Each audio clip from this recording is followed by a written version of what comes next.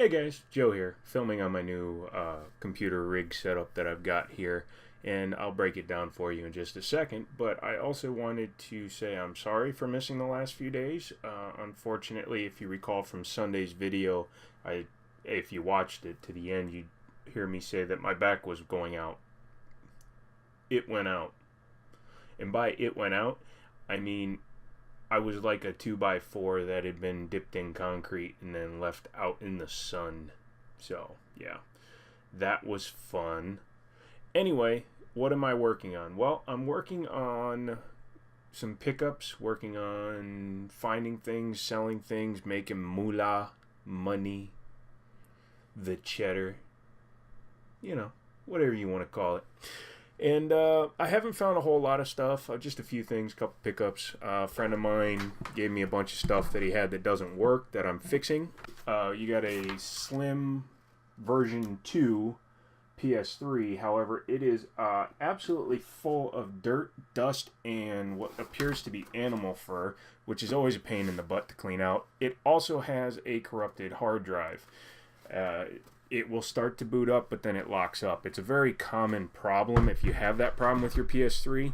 The easiest thing to do is to actually remove the old operating system by sideloading. If you ever have that situation where your PS3 is locking up, all you have to do is go to a computer and download the offline updater for the PlayStation. It's the same thing that they use for Xbox. What it allows you to do is download the new firmware for the system, and then you can just load it onto your PS3 using a USB drive. Then it will reset the hard drive and basically allow you to do a full format, and everybody winds up being happy, because then your system will work. It's a very simple fix, and then you wind up with a system that you can sell on or keep. Quite frankly, I prefer the second generation Slim. I don't like the George Foreman grill PS3 because it looks stupid as hell. I know they did it for cost saving issues, didn't have the motorized Blu-ray drive, things like that, but it was an ugly piece of crap that I would never own. So yeah, the second gen model will become my primary play model. I say that in a kind of, yeah, but I never play it kind of a way. But it will become my primary play model, and the PS3 backwards compatible that I use for my PS2 and PS1 games will be connected to my second TV. So yeah, that's cool. So I've wanted to hook a Kinect to my Xbox One S, but unfortunately you need one of these, and I just wasn't willing to pay for it. However, GameStop isn't really messing with these anymore, so I got this one for free because it was being thrown away. And it's all in here. This allows you to connect your Kinect. It's funny to say that, but it allows you to connect it to the system via one of your USB ports in the back. Because when they came out with the Xbox One S, they actually eliminated the Kinect adapter. Kind of sad, but whatever. A knockoff GameCube controller. And once again, they wrapped the cable around the controller.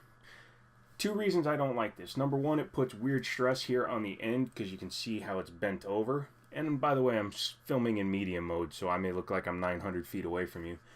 But also, it kind of just looks really bad.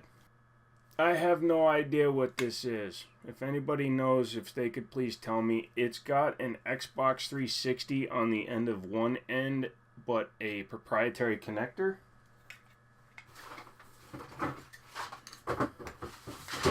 And I don't know what it goes to.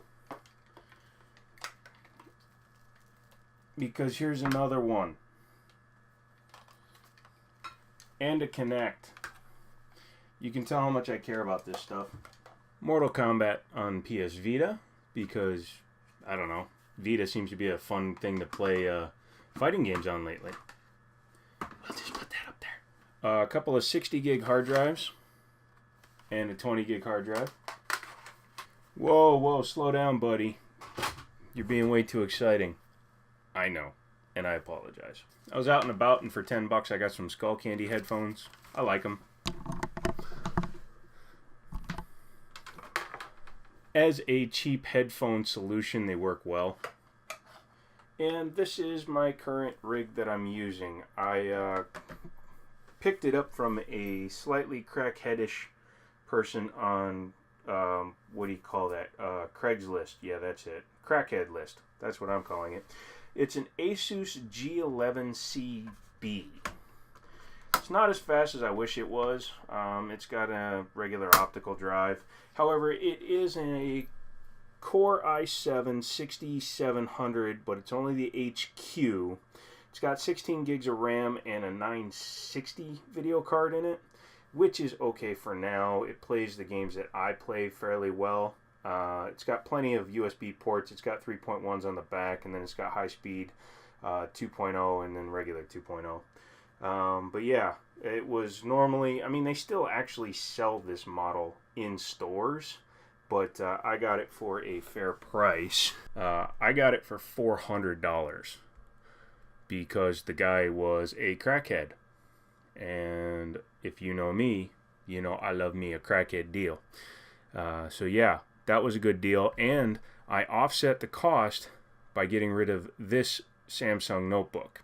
I sold the Chromebook and then I sold this notebook, and I got $250 back for this notebook that I had $200 into, but I was able to basically offset the cost of upgrading to a desktop. If you remember my old Asus ROG laptop, this is basically the same as that laptop. Yeah, so I'm happy there.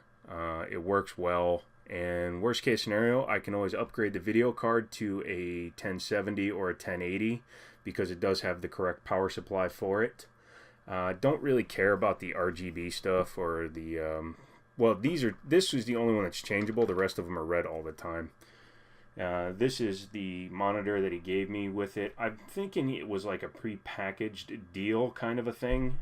Probably came in a bundle, and it's a 22-inch 1080p gaming monitor. I could hook it up to my 4K TV, but gaming on a TV is not optimal. This monitor is designed to work with this system, so I might as well just leave it that way. So yeah. So that's about it. The reason why I got the desktop is because I needed something faster for video editing and uploading. Obviously, that laptop was fine for it, but it only had 6 gigs of RAM, Core i5, and no discrete video card.